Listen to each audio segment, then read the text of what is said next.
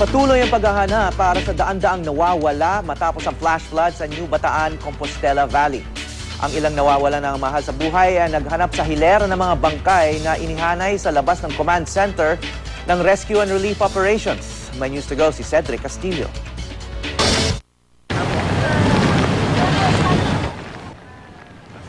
Sa muling pagbuhos ng malakas na ulan, muling nabalot ng pangamba ang mga residente ng New Bataan, Compostela Valley. Sa mga litratong ito, kitang-kita ang pagkukumahog ng mga residente na makalayo sa kanilang mga lugar. Ang mga nakaligtas, paano raw maihimbing? Ang mga naulila, paano raw magluluksa? At ang mga may hinahanap ang kaanak, lalong nauubos ang pag-asang matagpuan pang ligtas ang mga mahal sa buhay. Sa buong maghapon, pagtangis ang umalingaw-ngaw sa maraming bahagi ng New Bataan.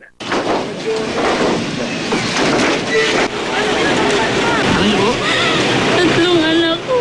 Apat anak nyo? Tatlo.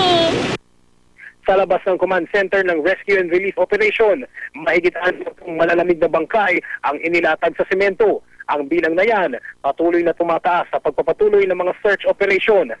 Mahigit 300 pa ang nawawala. Lahat ng mga biktima, palot sa putik. Dito namin namataan si June. Kahapon pa hinahanap ang kanyang mag-ina. Nang tanggalin ang tabing sa isang wala ng buhay na munting anghel, agad niyang nakilala ang kaisa-isang anak. Nag-evacuate po sana yung pamilya nyo para safe sila? Oo. Akala lang safe na doon, pero doon ang malakas na agos ng tubig. Doon nagka-flash flood? Lahat sila sa center, Horot. Ano po? Hindi ko nakita ang asawa ko at yung gangan ko. Sa kabila nito, meron pa rin ilang sandali ng pag-asa.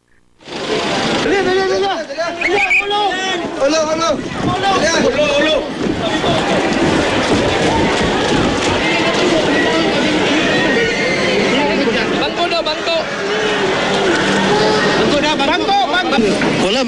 Lahat sir, nakalubong ko siya sa putik sir. Doon pa lahat. Pero yung heart niya sir, function pa talaga. Talagang heavily devastated. Maraming puno, no? Maraming malalalim na lugar na hindi kaya ng mga sasakyan. Pati yung mga foot soldiers natin tsaka ibang rescuers nahirapan dahil mataas yung mga putik. Actually, ang cadaver ngayon piniprepare na para sa funeral parlor. Saka ang gobyerno na ang babayan doon. Cedric Castillo, GMA News.